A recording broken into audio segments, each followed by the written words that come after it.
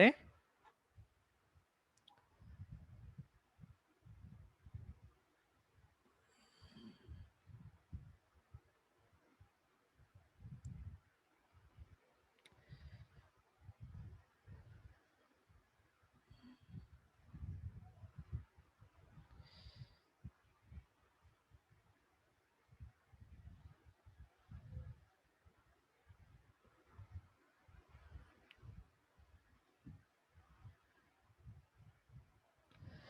देखिए भाई screen share हो गई, चेक करें। हाँ भाई देखो जरा, चेक करो, स्क्रीन शेयर हो गई।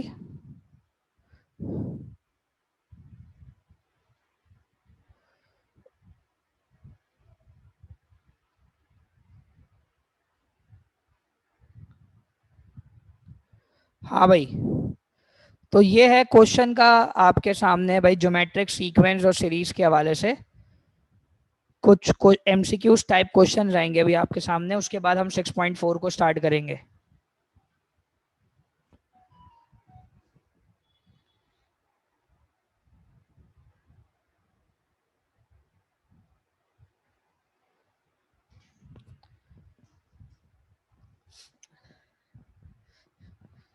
हाँ भाई, तो कल जो हमने पढ़ा था थोड़ा सा हम उसको रिकॉल कर लें, रिकैप कर लेते हैं और फिर आगे बढ़ते हैं।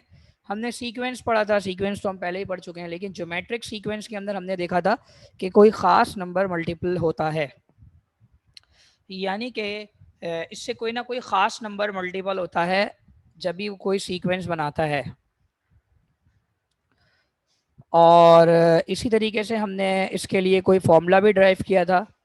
पहले तो हमने ज्योमेट्रिक सीक्वेंस की जनरल टर्म बनाई थी, जनरल टर्म हमने बनाई थी, वो जनरल टर्म हमारे पास थी a r square a r cube, ये इसकी जनरल टर्म की सीक्वेंस थी।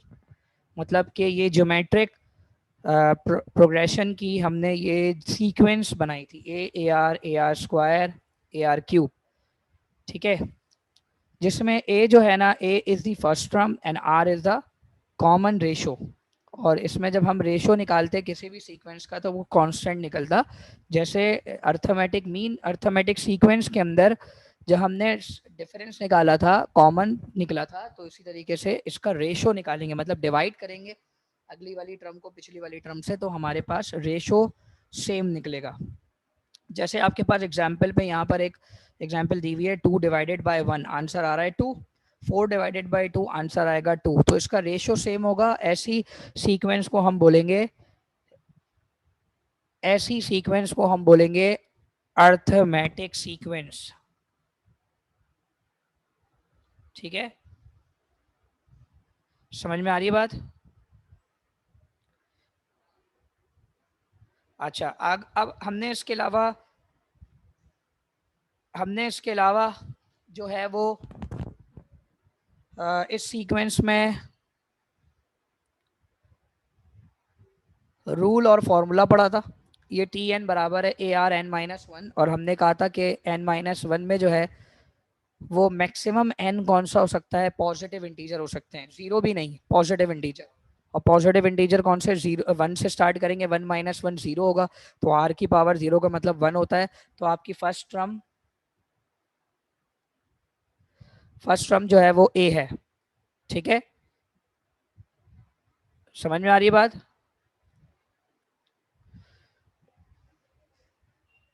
अच्छा, उसके बाद आपके पास जो है वो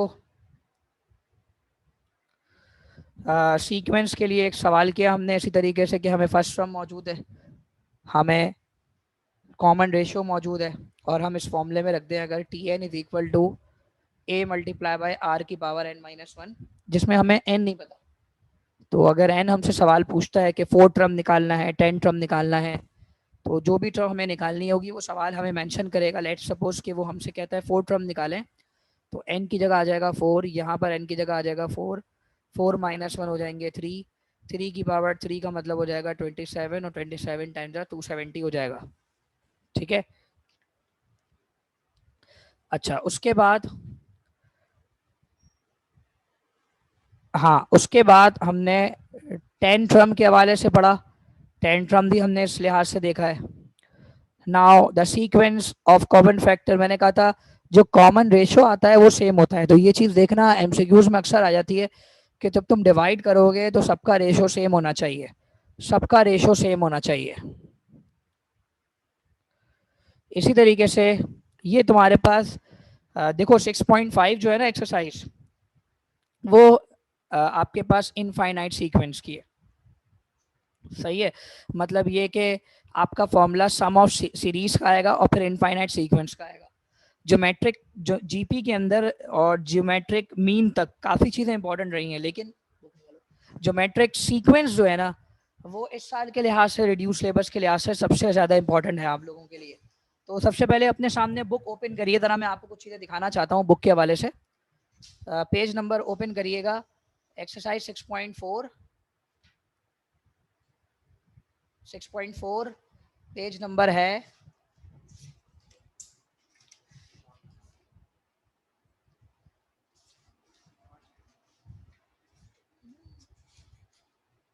हाँ पेज नंबर है 180 जी, पेज नंबर 180 में आपके पास जो है ये ज्योमेट्रिक सीक्वेंस के कुछ क्वेश्चंस हैं। ये स्टार्टिंग के क्वेश्चंस हैं, इसमें आप देख सकते हो कि कॉमन रेशो आपको देखना होगा, तो 21 डिवाइडेड बाय 7, पहला नंबर 21 है और दूसरा नंबर मतलब पहला नंबर 7 है और दूसरा नंबर 21 है। 21 को 7 से डिवाइड करूंगा तो 7 3 21 आता है,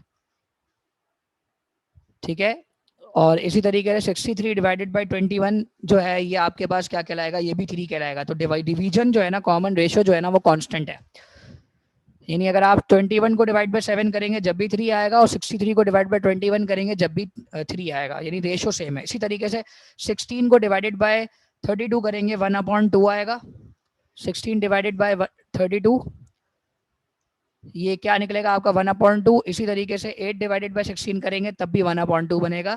ये जो सीक्वेंस है ये आपके पास डिक्रीजिंग सीक्वेंस है। अब इसमें देखो आपको फर्स्ट टर्म पता चल जाएगा, आपको डिवाइड करके रेशियो पता चल जाएगा और आपको एन भी पता है, 9 टर्म और 6 टर्म, तो आप आराम से टी एन निकाल सकते हैं। ये पहला सवाल वही आसान वाला है, ठीक है। अच्छा, लेकिन सवाल ये कि ये 6.4 जो है ना ये पूरी ज्योमेट्रिक प्रोग्रेशन पर है, जबकि 6.5 जो है ये पूरी ज्योमेट्रिक सीरीज पर है। और ज्योमेट्रिक सीरीज के इसके सवालात जो है ना वो इंपॉर्टेंट कहाँ से हैं, थोड़ा सा मैं आपको बता दूं। क्वेश्चन नंबर 5 से, क्वेश्चन नंबर 5 6 एक एक दफा आया हुआ है, 7 सबसे ज्यादा इंपॉर्टेंट है, 9 इंपॉर्टेंट है, 8 इंपॉर्टेंट है, 10 कम आया है लेकिन इंपॉर्टेंट कह सकते हैं आप। यानी 6.5 कोई खासा बड़ी नहीं है, बहुत छोटी सी है। और 6.4 की अगर हम बात करें तो वो थोड़ी सी इंपॉर्टेंट भी है। मतलब दो आप देख भी सकते हो कि किस तरीके से आप उसको अटेम्प्ट कर रहे हो। अच्छा, कल में भी पॉसिबल है कि कल मैं ऑनलाइन क्लास ना सुबह मॉर्निंग में ले लूँ, सुबह मॉर्निंग में ले लूँ 12 बजे इस तरह ना, क्योंकि मुझे एक्चुअली दोपहर में एक जगह काम है, तो फिर हो सकता है कि मैं सुबह मॉर्निंग में क्लास लेके फिर आपकी इंग्लिश शाम में ही होगी जैसे होती है, लेकिन मैं हो सकता है मॉर्निंग में ले लूँ, तो मैं आपको ये रात में कंफर्म करूँगा, ठीक है बेटा। अच्छा, ये 6.5 बहुत सिंपल है और 6.4 भी सिंपल है। अगर मैं बोलूँ 6.6, तो 6.6 थी तुम्हारे पास जो थी वो आ रही थी इनफाइनाइट सीक्वेंस वाली। तुम देख सकते हो पेज नंबर तुम्हारे पास ओपन है 193, 193 पर जो ये क्वेश्चन लिखे हुए ये इनफाइनाइट सीक्वेंस की है, और ये थोड़ा सा बच्चों को प्रॉब्लम भी करती थी ज्योमेट्रिक सीरीज इनफाइनाइट, तो ये तुम लोग को प्रॉब्लम करती थी, लेकिन अब ये तो है ही नहीं, रिड्यूस हो गया है। उसके बाद 6.7 है, वो भी ज्योमेट्रिक मीन की थी क्योंकि वो रिड्यूस हो गया है। लेकिन उसके बाद तुम्हारे पास आएगा 6.8 जो कि एचपी के क्वेश्चंस होते हैं, एचपी की सीरीज बताएगी, और एचपी हार्मोनिक मीन के इसके 10 सवाल होंगे और ये भी सिंपल होते हैं, कोई मुश्किल नहीं होते। जितनी भी एक्सरसाइजेस चैप्टर 6 में दी गई हैं सबकी सब सिंपल है। अगर मैं बोलूं, अगर मैं बोलूं आपको कि भाई आपने ज्यादा फोकस सिर्फ 6.2 पे करना है, वही मुश्किलें आने वाली जितनी एक्सरसाइजेस हैं वो इजी है, तो आपको प्रॉब्लम नहीं होगी, ये बात याद रखिएगा। सिर्फ यही एक बात इंपॉर्टेंट है, ठीक है। ज्योमेट्रिक सीरीज का फॉर्मूला जहन में रखें, ये सीरीज का फॉर्मूला है 1 - r⁻n और 1 - r। नोटेशन इसकी ये वाली भी होती है और हम इसमें SN भी लिख सकते हैं जिससे हम पहले भी लिखते हुए आए, ठीक है। अच्छा, और इसी के साथ साथ मैंने आपको ज्योमेट्रिक का भी फॉर्मूला पढ़ा दिया, ज्योमेट्रिक प्रोग्रेशन का, TN बराबर है AR_n-1, ठीक है। अब हम जाएंगे सीधा MCQs पर, और ये हमारे पास फर्स्ट क्वेश्चन है, यस ये हमारे पास फर्स्ट क्वेश्चन है, हम फर्स्ट क्वेश्चन की तरफ जा रहे हैं। चले, कल मैंने ये सवाल छोड़ा था आपके दरमियान, जल्दी से आप कंफर्म करें मुझे कि इसका आंसर क्या है जी। अपने सामने रजिस्टर रखिएगा, ये एक स्क्वायर शेप है आपके पास जिसकी लेंथ 5 है, इसकी लेंथ 5 है। जो भी आंसर सब बच्चों का होगा कॉमन वो ही हम टिक करेंगे। मैं खुद से अपनी तरफ से टिक नहीं करूंगा ताकि आपको पता चले कि आपका दिमाग, मैं अपनी तरफ से कोई भी टिक नहीं करूंगा, टिक आप लोगों ने ही करना है, सही है। लेकिन बेसिकली आप लोगों में जो मैक्सिमम बच्चों के वो होंगे, ऑप्शन होंगे, वही मैं टिक करूंगा। जैसे मैंने आप लोगों के मैक्सिमम ऑप्शन थे 20, लेकिन बहुत सारे बच्चों ने 25 भी कहा था, लेकिन 25 जिन्होंने कहा उनका आंसर करेक्ट है कि एरिया ऑफ स्क्वायर इस तरीके से निकलता है। बात समझ में आ गई? ठीक है, इसी तरीके से हम आगे जाते हैं। एक और कुछ क्वेश्चंस भी है हमारे पास, वेट करें 2 मिनट जी। नेक्स्ट क्वेश्चन, ये नेक्स्ट क्वेश्चन आ गया। What is the 11th term of geometric sequence? आप लोग निकाल के बताएं 11th टर्म क्या होगी। फर्स्ट टर्म ए है, ए जो है वो 3 है, कॉमन रेशियो इसमें 6/3 करेंगे, सही है। आर आपको पता चल गया, एन आपको मालूम करना 11th टर्म का, मतलब एन हो गया 11। अब मालूम करो टी एन की वैल्यू क्या निकलेगी जल्दी से। फॉर्मूला आपको पता है ए आर एन -1। जो आप लोगों का राइट आंसर होगा, आंसर बताया है ऑप्शन डी। ऑप्शन डी बिल्कुल करेक्ट है। आप सॉल्यूशन भी देख सकते हैं ऑप्शन डी कैसे करेक्ट है।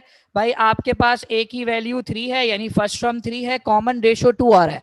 रेशियो कैसे निकालते हैं? सेकंड टर्म फर्स्ट टर्म से डिवाइड कर दें या थर्ड टर्म सेकंड टर्म से डिवाइड कर दें, रेशियो सेम निकलेगा। उसके बाद हम रूल पे चले गए, यानी फॉर्मूले पे चले गए, और फॉर्मूला है टी एन बराबर है ए आर एन -1, और ए की जगह 3 आ गया, 2 की पावर 10, और ये आंसर बनाएगा 3072। तो जिन बच्चों का आंसर 66 निकल रहा था वो गलत था। ठीक है बेटा, इज इट क्लियर? क्या मजा आ रहा है इस चीज में? समझ में आ रही है बात? ठीक है, नेक्स्ट एमसीक्यूज में चलते हैं। ये आपके पास नेक्स्ट एमसीक्यूज है। Yes, what is the 9th term of the geometric sequence? अब ये सवाल खुद ही करो और मालूम करो ज्योमेट्रिक सीक्वेंस की 9th टर्म क्या होगी। पूरा वही फॉर्मूला है, ए पता होना चाहिए आपको, आर आप निकालेंगे पहले, उसके बाद फिर आप टी एन निकालेंगे, पूरा किस तरीके से निकलेगा। 9th टर्म आपसे पूछ रहा है वो आपसे, बेटा वही formula t n is equal to a r n -1, formula वही है।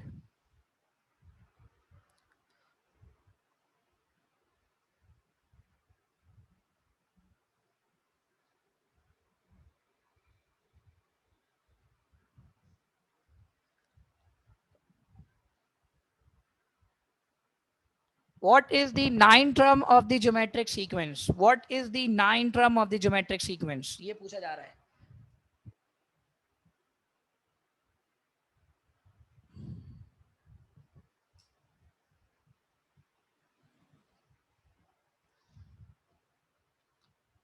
आपका ए 81 है, आपका आर जो है 1/3 है,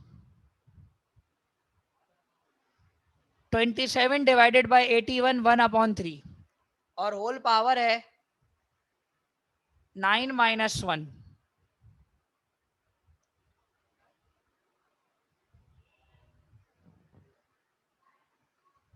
जी, ज्यादातर बच्चों का आंसर जो है वो मैं देख रहा हूं कि एक खास ऑप्शन है, बाकी एक दो बच्चों का गलत भी दिखाई दे रहा है यहां पर।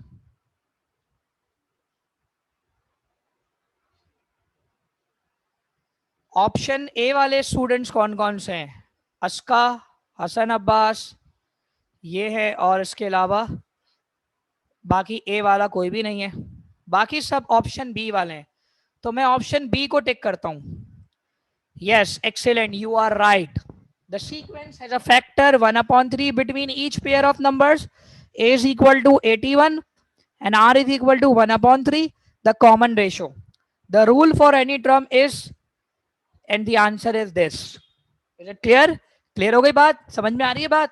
यानी कि इस तरह की बात भी आएगी एमसीक्यूज में, समझ रहे हैं कितना कोई ज्यादा टाइम नहीं लगता है ऐसे सवालों में। ठीक है, चलिए नेक्स्ट देखते हैं। Yes, what is the sum of the first 8 term of the geometric sequence? Sum का फॉर्मूला आप लोगों ने अपने पास लिख लिया था।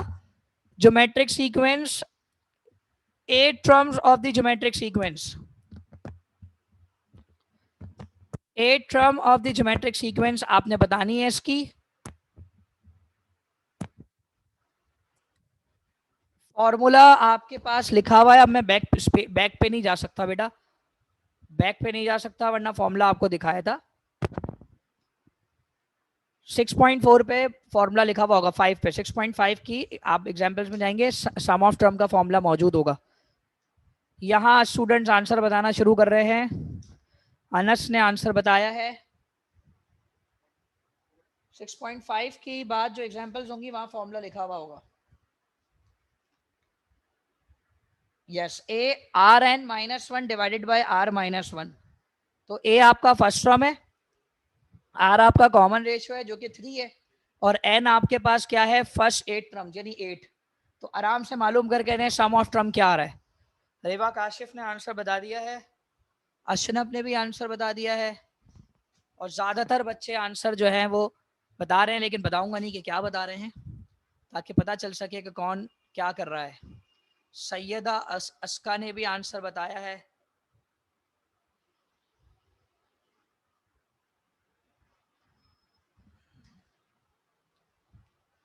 फसी ने भी आंसर बताया। अच्छा, जिस बच्चों के एमसीक्यूज गलत हो रहे हैं ना, इसका मतलब उनका सॉल्यूशन वीक है, ये जहन में रखिएगा, उनका सॉल्यूशन वीक है। ठीक है, यानी कि वो कहीं ना कहीं मिस्टेक कर रहे हैं, और कुछ ऐसी मिस्टेक कर रहे हैं जो कि नहीं होनी चाहिए।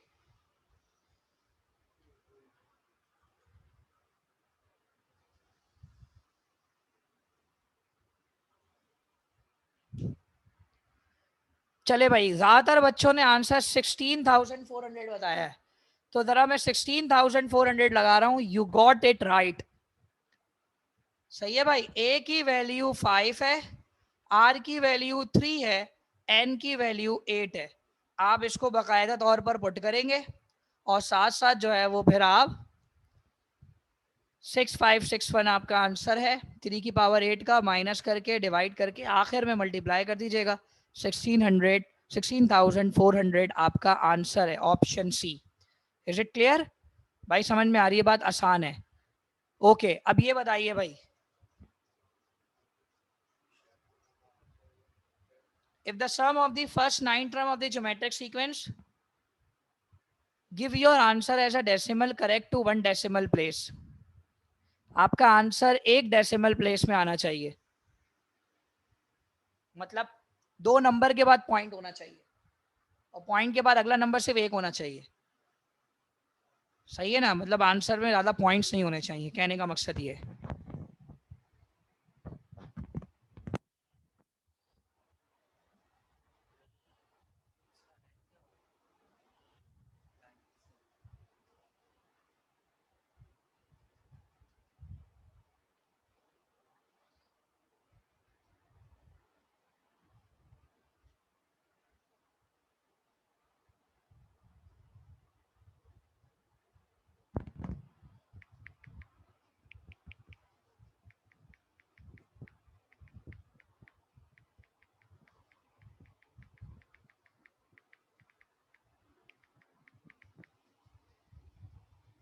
हाँ भाई, क्या ऑप्शन है? एन आपके पास है फर्स्ट 9 टर्म्स, 9 है फर्स्ट 9 टर्म्स।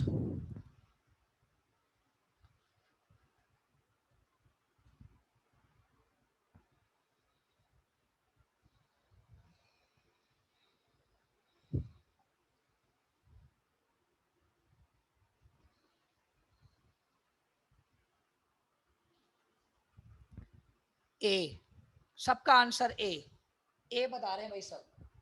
चेक करते हैं ए है या नहीं है। Well done, A correct answer है, ए करेक्ट आंसर है। कितने बच्चों ने ए कहा था? सभी बच्चे तकरीबन अभी तक जिन्होंने कहा वो ए कहा। भाई आपके पास ए कैसे आ रहा है?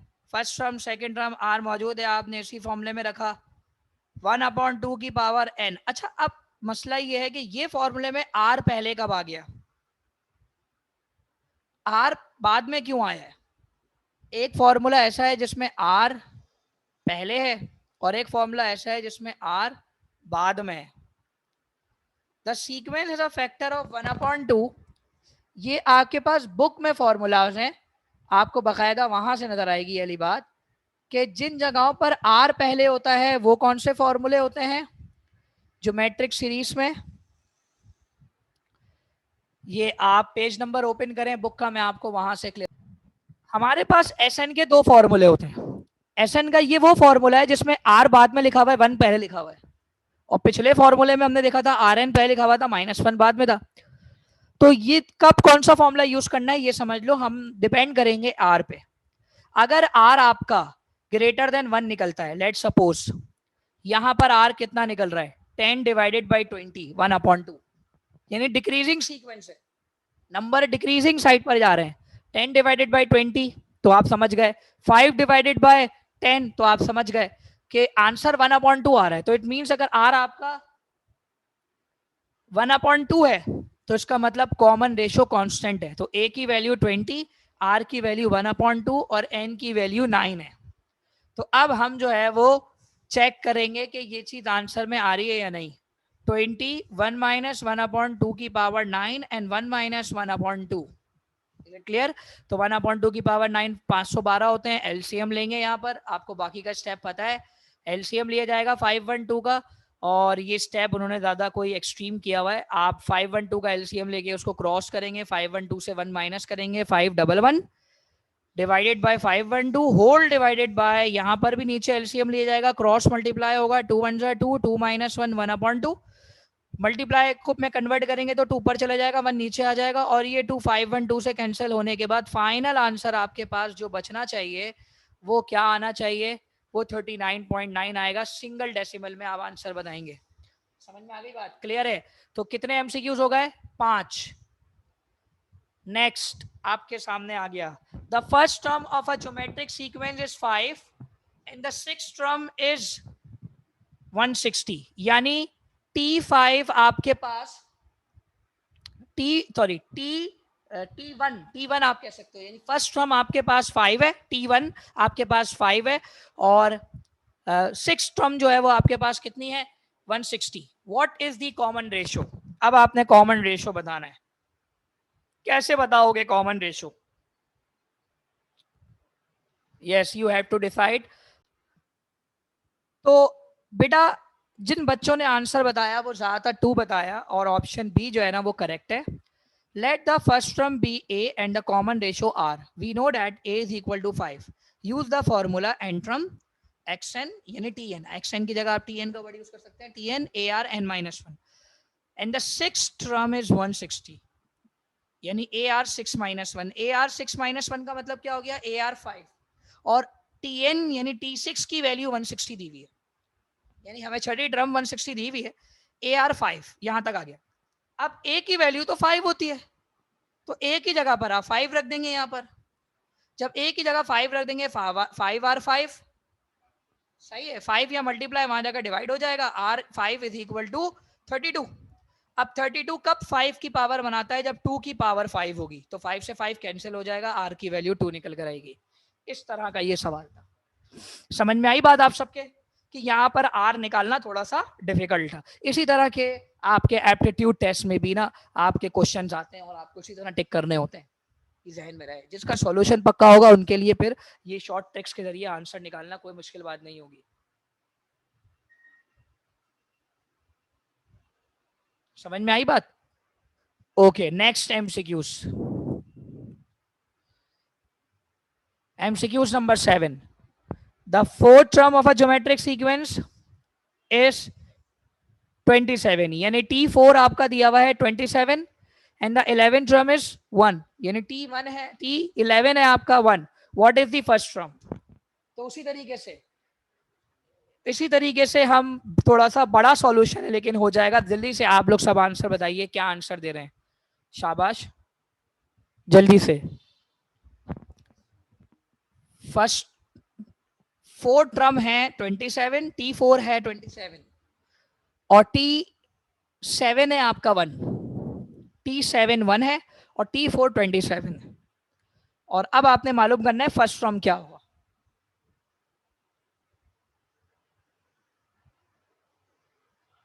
यकीनन फर्स्ट टर्म के लिए यहाँ पर इक्वेशन में आर कैंसिल होना जरूरी है, क्योंकि आर का कोई ताल्लुक नहीं बन सकता यहाँ पर। जैसे पिछले सवाल में आर मालूम नहीं था लेकिन ए हमें मालूम था, तो हमने आर निकाल लिया था। लेकिन इस सवाल में ना तो ए मालूम है ना तो आर मालूम है, ना तो ए मालूम है ना तो आर मालूम है। तो वो हमसे ये कह रहा है कि भाई हमें मजीद क्या करना चाहिए। अच्छा, कुछ बच्चों ने बताया है, अनस ने बताया है, सफवान ने बताया है, अशनब ने बताया है 729। तो 729 आपका राइट आंसर है। कैसे? Let the first term be a and the common ratio r, use the formula a r n minus one. तो T4 हमने रखा, T4 की वैल्यू 27 है, आर की जगह 4 माइनस वन आ गया, 27 AR3। अब आप जानते हो कि आपको फर्स्ट टर्म नहीं मालूम, लेकिन आपको इतना जरूर मालूम है कि 7 टर्म जो है वो 1 के बराबर है। नाउ अगेन करके देखते हैं। 1 AR6 और 1 AR6 और 1, ठीक है। तो कैसे करेंगे बताइए जल्दी से, इसको जरा सॉल्यूशन देखिए इसका। जी भाई, आपके पास नेक्स्ट क्वेश्चन है। The first term of a geometric sequence is 192 and the fifth term is 0.75. What is the common ratio? ये बिल्कुल वैसा ही सवाल है, ठीक है। अब इसको निकाल सकते हो आप, कॉमन रेशियो क्या आएगा। फर्स्ट टर्म तो आपको पता है 192 है, तो आर आराम से निकल आएगा। जल्दी से करें, टाइम बहुत कम रह गया है, जल्दी फास्ट, सारे एमसीक्यू सभी हो जाने चाहिए। सी ऑप्शन कह रहे हैं भाई, सी ऑप्शन सही है। देखो इसी तरीके से आपका जो फिफ्थ टर्म है वो 0.75 है, 5 माइनस 1 4 हो गया। ए की वैल्यू आपको पता है, और ए की वैल्यू जो है वो आपके पास क्या गिवन है 192। 192 को जैसे ही पुट करेंगे आर की वैल्यू खुद निकल कर आएगी, और आर की वैल्यू 0.25 आ रही है पॉइंट्स में। नेक्स्ट जाएंगे, बिल्कुल नेक्स्ट क्या है आपके पास, add up all the following terms infinite geometric sequence. अच्छा, इनफाइनाइट वाला आप छोड़ दो क्योंकि अभी आप लोग नहीं कर सकते, क्योंकि इनफाइनाइट वाला आपका सिलेबस में ही नहीं है। How many terms of the geometric sequence, sequence की कितनी टर्म्स हैं required to give a sum of 174762। तो बेटा ये आपका सम दिया हुआ है, एसएन दिया हुआ है, इसका स्क्रीनशॉट ले लें। आप लोगों ने घर पे करके इसका आंसर बताना है, इसका घर पे करके आंसर बताना है कि सम आपके पास गिवन है, सम आपके पास गिवन है, और आपको जो है ना वो इसकी ज्योमेट्रिक सीक्वेंस की जो है वो क्या निकालनी है, एन निकालनी है, एन की वैल्यू निकालनी है। वैसे अगर आप यहां ऑप्शन बताएंगे तो क्या बताएंगे, हाईलाइट करें, ऑप्शन बताएंगे तो क्या बताएंगे। बी ऑप्शन अगर आप बताते हैं कि टोटल 9 टर्म है या 10 टर्म्स हैं, चलो 9, yes you are right. S n आपके पास जो है वो कितना है 174762, 4n minus one, 4 minus one, 4 minus one होता है 3 वहां जाकर मल्टीप्लाई हो जाएगा, फिर माइनस का 1 यहाँ आकर प्लस हो जाएगा। 4n की साथ क्या लिखा होगा 26144। अब मुझे क्या निकालना है, मुझे n की वैल्यू निकालनी है। अब यहाँ इन्होंने लॉग का कॉन्सेप्ट बिल्ड किया है, लेकिन लॉग की नीड नहीं है। 4 की ऐसी कौन सी पावर बनाऊं कि ये 9 ये 262,144 के बराबर है। तो आप जरा 4 की पावर 9 बनाकर देखिए, 4 की पावर 9, 4 की पावर 9 किसके बराबर होगा 262,144। तो आप जो है n की वैल्यू 9 बताएंगे, ठीक है, वरना आपको लॉग अप्लाई करना पड़ेगा, लॉग 4 बेस बनाकर n की वैल्यू निकालनी पड़ेगी, और वो n की वैल्यू जो है वो इस तरह निकल कर आएगी 9। तो ये थोड़ा सा डिफिकल्ट है, ठीक है। नेक्स्ट है आपका लास्ट जी। अब बताइए भाई, the sum of the first two term of geometric progression is 36 and the product. ये अभी आप नहीं कर सकते, इसको छोड़ दीजिए, थोड़ा मुश्किल है।